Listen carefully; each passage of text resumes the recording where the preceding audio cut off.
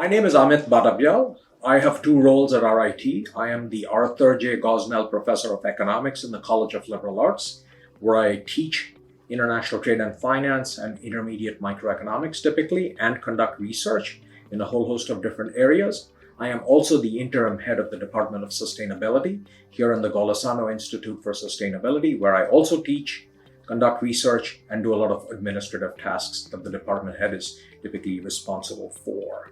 So I do research in economics, broadly construed, but I have very broad research interests. So basically, anything to which I can apply microeconomic theory is fair game as far as research is concerned.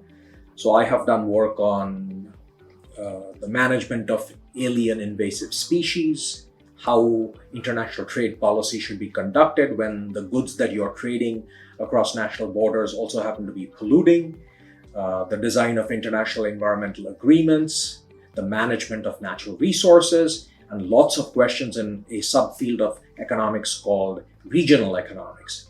And in the area of environmental and resource economics, most of my time these days is spent on different approaches to cleaning up water pollution in the Ganges River in India, or Ganga in Hindi.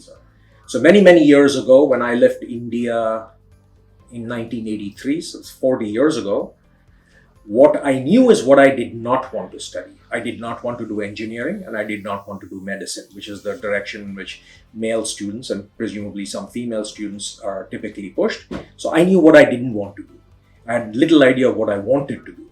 But I got a full scholarship from Cornell University to come here to pursue undergraduate work. So when I came to Cornell, I was interested in a whole host of different things because there were so many offerings, including subjects that I'd never heard of. So I said, well, this is the time to explore.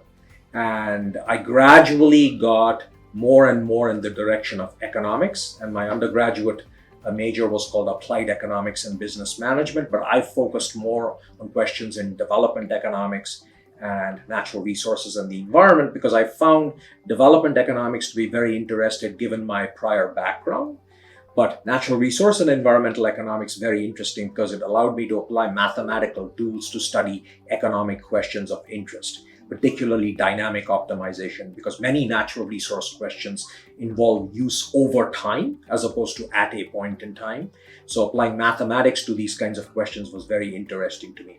So even though I began with a negative understanding, in other words, what I did not want to do, I gradually gravitated in the direction of economics and more generally natural resource and environmental economics.